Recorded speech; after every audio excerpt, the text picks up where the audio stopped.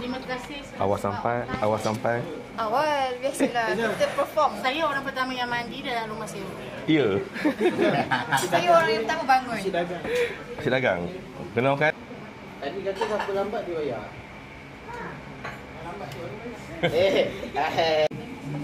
30 November 2025. Saya nak ucapkan selamat pengantin baru kepada Umar.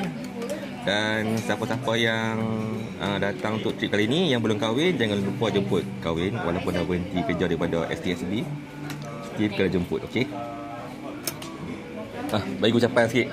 Oi, cepat nak cakap apa ni? Kat Umar ke kat berapa kat dalam? Selamat jadi tak. Selamat pengantin baru Mak. Semoga bahagiakan anak cucu. Dah ucapan kat Umar ke kat berapa kat sini ke? Capai. Nah, seorang satu. Pas kamera. Nah, ni mikrofon. Okay, ucapan trip ni. Ucapan. Seorang-seorang lepas. Terima selamat pengantin baru. Semoga kekal hingga ujung nyawa. Selamat pengantin baru, Pak. Muka nampak muda. No komen.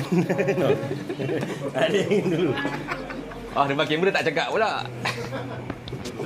Mak, selamat pengantin baru.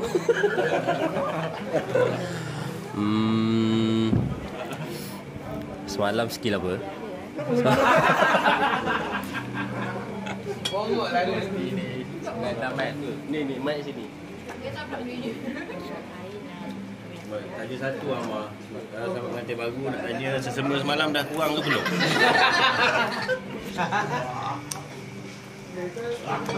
Pengantin baru Amar. Mic. Kan ada dua orang. Ni. Selamat pengantin baru Pak. Semoga kekal hingga ke jannah. Jemput datang ke ni kenduri sendiri pula. Tak semua-semua. Cepatlah ni. Cakaplah apa-apa sikit kat Umar. Baru mau. Okeylah. Nakal-nakal je kat. Tak mengat. Awkward dia. Ya tu. Dah tengok. Cakap aja apa-apa. Selamat pengantin baru buat Umar dan isteri. Pas takat sana, meja sana. Panjang. Nah, ucapan untuk Umar. Ucapan untuk Umar je, Round table. Umar, selamat pengantin baru. Jangan nakal-nakal lah, Umar. Selamat pengantin baru Umar. Tu je. Omelnya. Mak, buat gigi aku pulang balik. Selamat pengantin baru Umar. Gaji aku 2 hari ni macam mana? Selamat pengantin baru Umar. Dah. Tambah lagi. Dah. Foto. Dia kena benar nanti kat depan kan. Apa tu? Ingat ya, siapa yang belum kahwin lagi jangan lupa jemput.